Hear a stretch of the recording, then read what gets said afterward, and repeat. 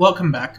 We got another Arcane for some reason. I figured we were going to get another one eventually, but considering we were getting an Engage banner, I didn't think they were just going to roll one out or an Ascended on this banner. And to be fair, they didn't roll out an Ascended, but we did get a new Arcane, and yeah, if you like Alfred, well, you better pull for him quickly, because he's not going to be here for much longer. Anyway, he brought us a brand new Arcane in the form of a Lance, and it does a bunch of stuff, as with most Arcanes do. And because of that, I do want to discuss its effects and just give an overview of what you could potentially do with the weapon if you are looking to give this off to somebody. So, we may as well just get right into it. Arcane Qiang, I'm hoping I pronounced that correctly and didn't butcher it, and if I did butcher it, well, you could just put it to the butchered tally, as I am very known to butcher stuff in general. Anyway, Arcane Qiang is a slaying lance that grants Spectrum 5. It has a guaranteed follow-up, it prevents follow-ups, and if either the unit or foe initiates combat after moving a space, so basically the Clash effect, it grants special cooldown +1 per attack. So it effectively has Breath, Slaying, Spectrum 5, a guaranteed follow-up, and follow-up denial, which is a really nice inheritable overall. The last two Arcanes that we did get were a bit more restrictive because they only worked in certain scenarios, but with a guaranteed follow-up and follow-up denial akin to the sword, and the general stat distribution that this lance gives, on top of the breath effect, means that this weapon can actually be really flexible in a lot more scenarios than arguably most of the other Arcanes. And generally speaking, that's going to be really flexible for most units in the game, and it does follow a similar format to other Arcanes where no follow-up of any kind can just bypass it, and AoE damage can just reduce it to nothing, because it does rely on being above 25% HP or more. And this isn't necessarily applicable to every Arcane because they usually have other effects in tandem with each other, but a lot of the effects in the Arcane Lance go in tandem with just follow-up denials and guaranteed follow-ups. So it's a lot more prone to no follow-up than maybe something like Arcane Eclipse and Arcane Grima. Regardless, it's still a really fantastic weapon, and you can use it in a multitude of scenarios, such as with your Infantry, or more specifically your Fast Infantry, whether that's your Godlike Reflexes build or your Gale Force Wings of Mercy set. So the Slaying with the Innate Breath does actually allow Godlike Reflexes to loop really easily, even in scenarios where the foe has a guard effect, as there's a good chance you're more than likely not going to be one-shotting with just a single Godlike Reflexes proc and the Arcane. So in most scenarios, you will just be able to consistently loop it to a pretty significant degree, again because it does have the breath effect in it. And with Slaying, it means that Godlike Reflexes is always going to start at a 2 cooldown special, and you can basically just act as a modern-day Omni-Tank, which is really nice. It is comparable to Arcane Downfall that we did get a couple months prior, but I'll go into those comparisons in a second because I do think when it comes to these specific builds that they both function pretty well in their own regard. Still, outside of that, you can use it as a means of setting up Gale Force and Wings of Mercy chaining. So with the Arcane having innate guaranteed follow-up with Slaying and Breath, you don't necessarily have to run no follow-up in your kit, although there could still be scenarios where you get completely shut down, whether that's from a Hardy Fighter follow-up denial user, so basically any near save armor, or in scenarios where you may not outspeed, but I also don't think that's really going to be the case in most scenarios, because if you're using this in a Fast Infantry and you're stacking up your attack and speed anyway, there's a good chance you're not going to struggle to double whatsoever. Regardless, the benefit to the Arcane means that you don't necessarily have to run anything like Heavy Blade or Flashing Blade, and you can continue to stack stuff like Fury, so you could get yourself below the Wings of Mercy range after the first or second combat, depending on how long it will take for you to enter that range.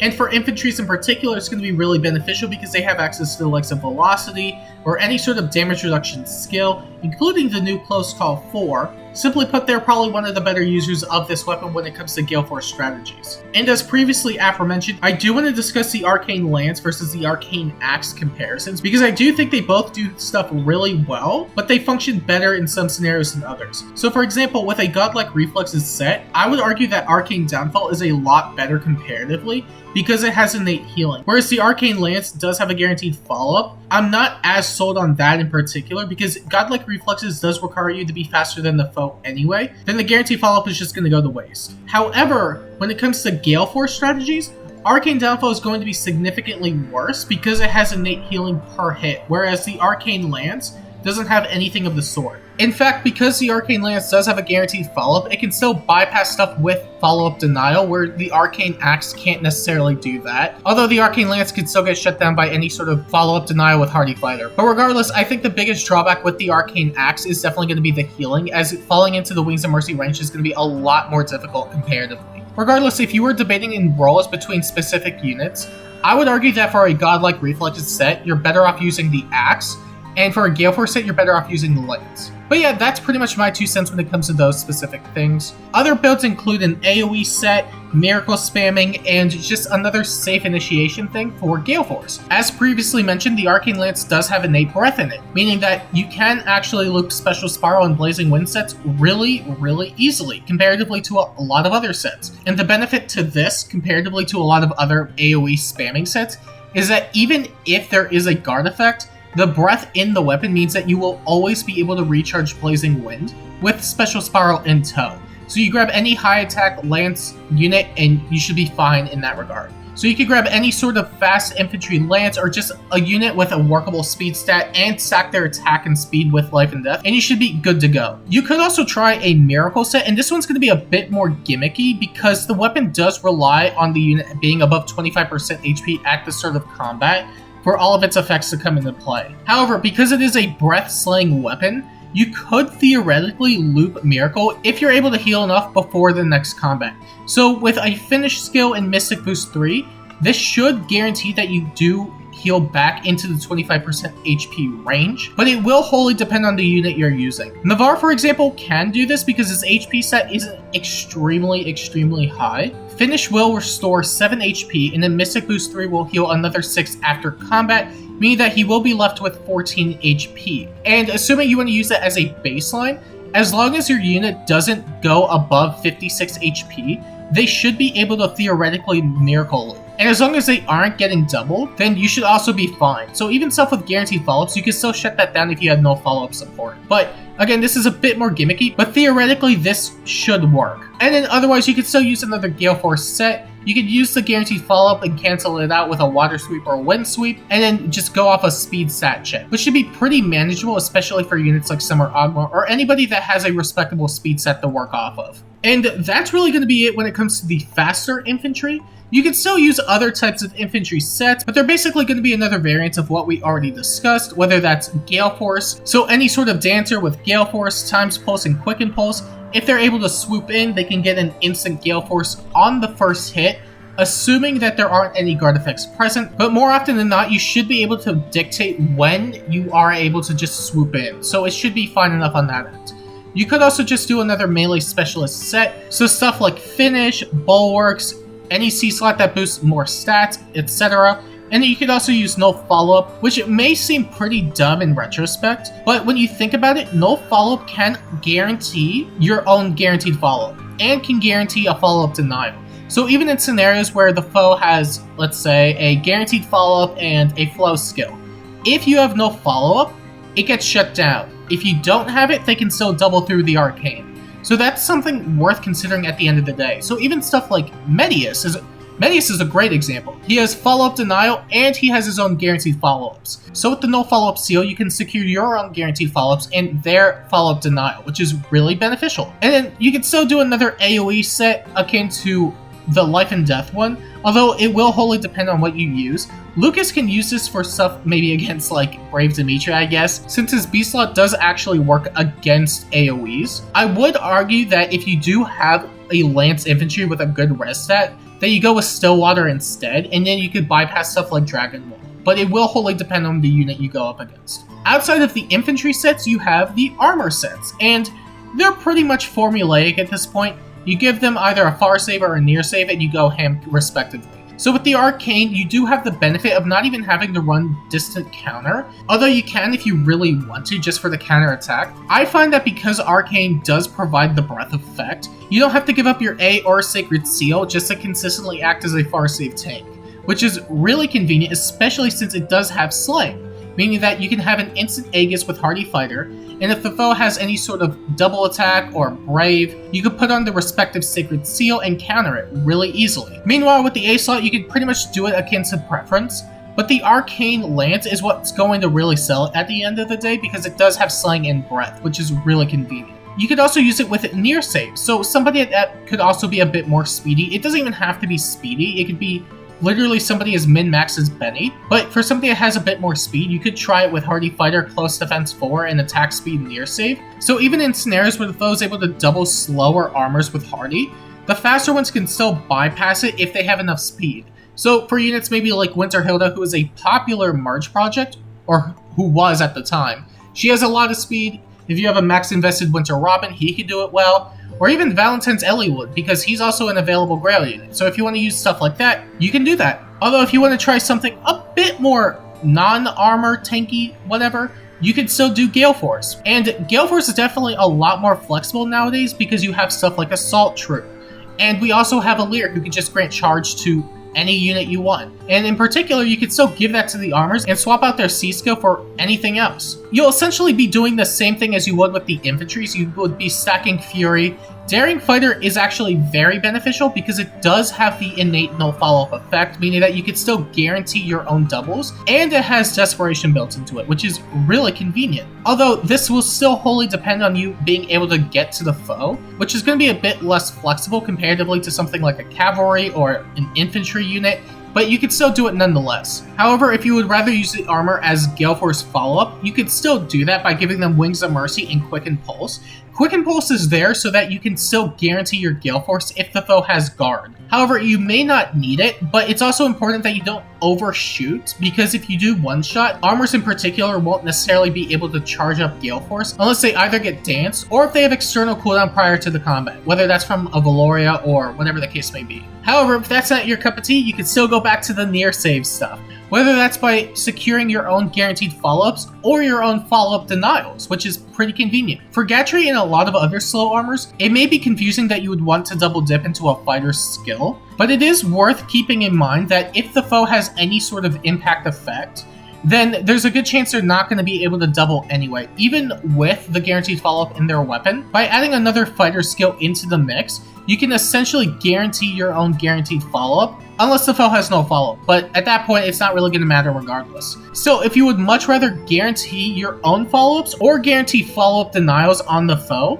you can put this on a faster armor with Savvy Fighter. And I did mention that Eliwood in particular does work pretty well because he has a pretty respectable speed stat. By giving someone like him Savvy Fighter or any faster lance armor, you can essentially make it so unless the foe has no follow-up, they're not going to be able to double him, and he'll always be able to double because Savvy Fighter does have no follow-up built into it, which is really nice. Beyond that, it's really just going to be the Cavalry and Flier sets. They essentially do the same thing because for the most part they have the same skill pool, but there are some differentiations that you can put depending on the unit that you use. So for example, if you have a fast Cavalry or a fast Flier, you could give them something like Water Sweep or Wind Sweep, and then you could basically do the same thing as you would with Ogma or all the other infantry units with speed, because you can essentially cancel out the guaranteed follow-up from the weapon and still get a Fire Sweep effect from a select amount of weapon types, which is pretty good. Meanwhile, when it comes to slower Flyers and slower Cavalry, you can basically just give them a flow skill. Alfred in particular does actually come with a flow skill, and the idea behind that is that it's essentially allowing you to guarantee your own guaranteed follow-up. However, just keep in mind that it still falls to the same old no follow-up effect, so anything with Hardy Fighter or just no follow-up in general will still shut it down. And other than that, you could try a hit and run set either with a slow Flyer, a slow Cav, or a fast Flyer and a fast Cav. These movement types in particular are definitely going to be your best bet when it comes to just moving around a map, which is why I do think when it comes to just general usage of the weapon, you're better off using it for hit and run or Gale Force sets more than anything else, especially since defensively they aren't the greatest. So for slow hit and run units, you could use something like Quicken Pulse with a Trace, or you could use the brand new Flow Near Trace, which basically alleviates all the issues of making sure you don't have to worry about a guaranteed follow-up or just running away after combat. But again, it will wholly depend on whether or not you want to give it to them. And assuming the prerequisite for the Arcane Lance is going to be like a Silver Lance or something readily available, then you could easily just grab the Arcane and the new Near Trace skill. So for all intents and purposes, you could still do what Alfred is doing, but on a slower unit. So if you wanted to give it to somebody like Berkut, you could give him Quicken Pulse with Savage Blow and a Clash, or any sort of skill that bolsters his respective stats that allow him to function really well as a Guild Force unit. With this in mind, as long as the foe doesn't have any sort of no follow-up effect, you should be able to guarantee your own follow-ups and run away after 2 combats. And that's one of the benefits to having Near Trace and Flow, is that you can still enter 2 combats and run away with a significant amount of movement after the point. And you're essentially going to be doing the same thing with the faster units, but the benefit being is that you can still set up stuff like Speed Smoke 4, so if you wanted to enter combat with way less risk, they have the benefit of doing so. In any case, if you wanted to use the Arcane Lance in any of these facets, I would highly recommend considering any of these sets. And there are always alternatives ready to go if you are hesitant on giving some premium skills to certain units. And speaking of which, there are a bunch of units that I would highly recommend giving this to at this current time if you did plan to give it to them. And really, it's a lot of units, because a lot of them either have outdated PRFs, are probably never going to get refined, or aren't going to get refined for a long time. I don't necessarily see the issue with giving it to most of these units. And even more standout variants such as Ephraim, who has his Flame Signet, I would argue that this weapon is just better because it does have Slang and follow-up denial, which is really, really beneficial. Or even for units like Young Pala or Araness, I find that their usage cases are not going to be as consistent comparatively to just using the Arcane.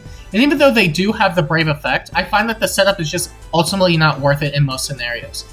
Everybody else, though, is pretty much just a generic or just has a really outdated PRF. Meanwhile, you do have other units that can sway one way or the other, and just units that you never want to give this weapon to because their weapon is just arguably better. So for units such as Death Knight, and Death Knight is definitely going to be a standout here because this is just his PRF but better. The only reason I have him here is because for people who already did refine it, it may not necessarily be worth the trade-off. Although the weapon is still arguably better, you can still subsidize the effect by running something like Gnaw, or Summer Thor, or anything of the sort that can provide breath. And even though that's still a bit more inconvenient, if you did already refine it, I don't necessarily think it's worth giving it to him, especially since you already spent the due, and the refine's still pretty new for what it's worth. But if you want to do it anyway, you may as well. However, units with really decent PRFs, including Legendary Ephraim, Ingrid, Geralt, Sane, etc., you could still argue one way or the other too.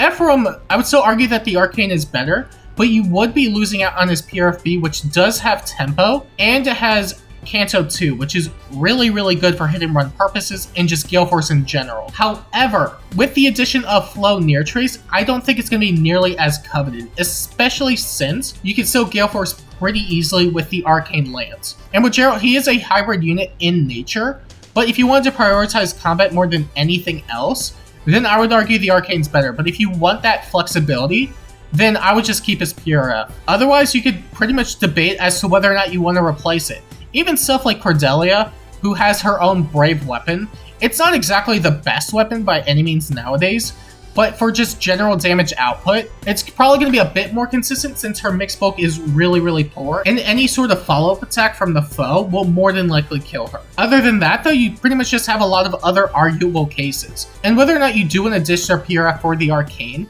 you can still refer back to the other builds if you decide to go through with it. However, I highly recommend that you do not give the Arcane Lance to anybody in the Don't Replace section. The units in question in this section arguably perform better with what they already come with, and while you could argue that some of it's maybe a bit better comparatively, I would definitely say that in the long term, it's probably not going to be worth it comparatively to what they already have.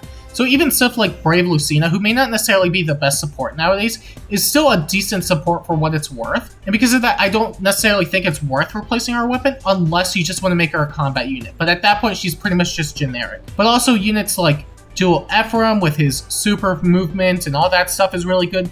Finn with his dual phase Brave. All the Dimitris, Hector for obvious reasons, and so on. I really recommend that you just keep the weapon that they have. And beyond that, there's just a lot of units that are currently waiting for a refine. If I remember correctly, most of these units should be getting a refine relatively soon, comparatively to when they did release, although it will wholly depend. I do know Conrad is getting a refine in about 4 to 5 months. Valbar is due for a refine sooner or later because he is book 3. Same with Percival, Forsyth, and so on and so forth. There's just a lot that you might be better off waiting for. However, considering how easy it is to just jump between refines as they have been, it may not necessarily be the worst idea to do it. However, I do recommend that for specific units like the Grails and Dimitri, and then any of the Book 3 units that you just hold off until they get their refund. Anybody past Book 3 is fair game though. And beyond that, that's really about it when it comes to the overall Arcane guide. I generally like the inheritable Arcanes. I think they're a really great addition for helping older units catch up. And for what it's worth, I do think this weapon does a fair job at it. If you do plan to pull on this banner for the Arcane and you did want to give it to somebody in particular, let me know who, because I am curious on who you want to give it to. Anyway, that's really about it when it comes to the Arcane Lance video guide. If you want to see more videos like this, make sure to like and subscribe. And until next time, I'll see you later.